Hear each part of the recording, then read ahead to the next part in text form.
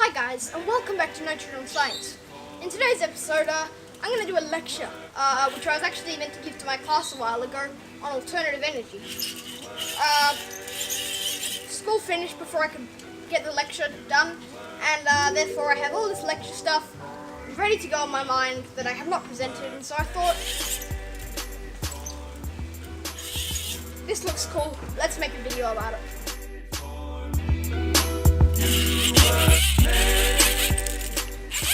So before we go any further, let's actually define what alternative energy is. If you think of normal energy as energy that's coming from coal plants or something like that, alternative energy is energy from other sources.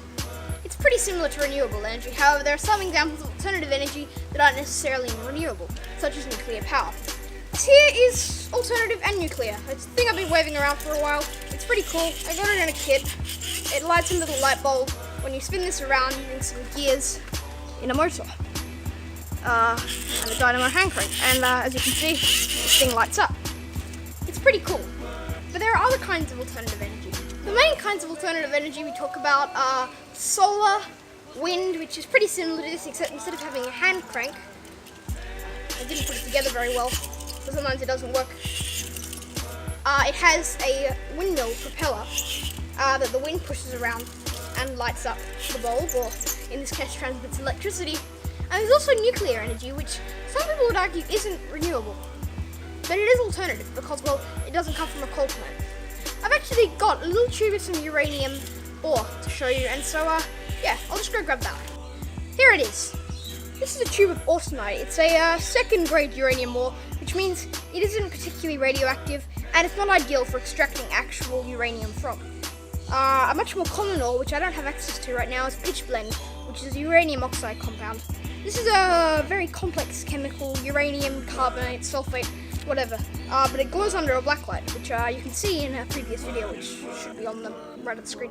Yeah, so this is pretty cool, and there is a bit of uranium here, not a lot. It's still radioactive to be detected by a Geiger counter, but not a whole lot here, but it's still pretty cool. Nuclear energy is a big controversy because while it could be clean and limitless, people are worried about radiation, whatever. That's only with nuclear fission. Finally, we have nuclear fusion, which is quite different to nuclear fission. As the name implies, fission cuts atoms in half, splits the atoms, whereas fusion fuses them together. For example, you might have a hydrogen and a hydrogen, and they go together and they form a helium. But a helium has a slightly lower mass than that of two hydrogens. Where did that extra mass go?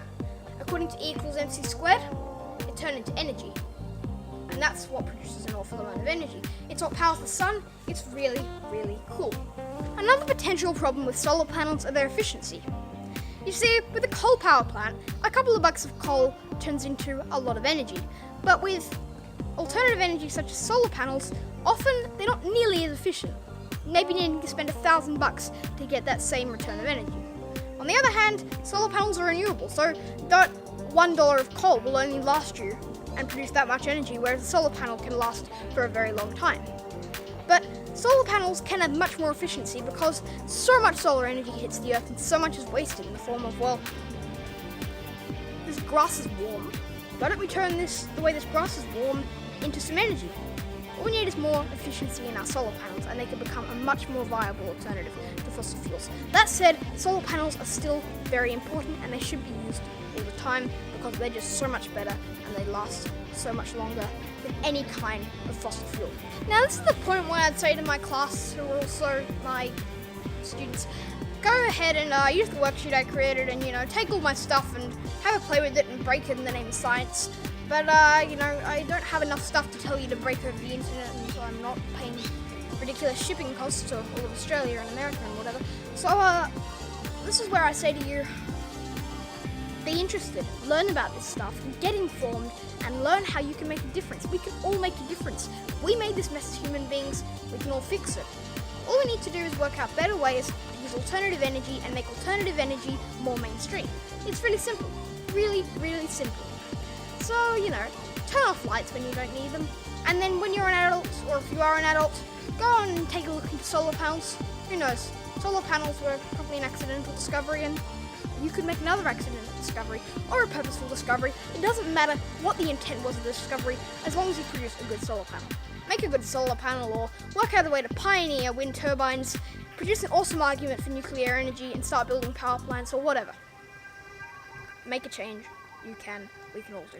Thanks for watching. I'd love to hear your opinions on nuclear energy and alternative energy. They're things I'm quite interested in, and especially neutrino energy. That's actually my second video, but it's now the only first one on my channel. So take a look at that if you're interested. It should be in the right, I think, or maybe there. I'd love to hear what you think. Let me know in the comments. I'd love to hear your point of view. If you have a decent point, I might even put it in a future video. So yeah, there's that. Fame factor, nitrogen fame factor. Thanks for watching.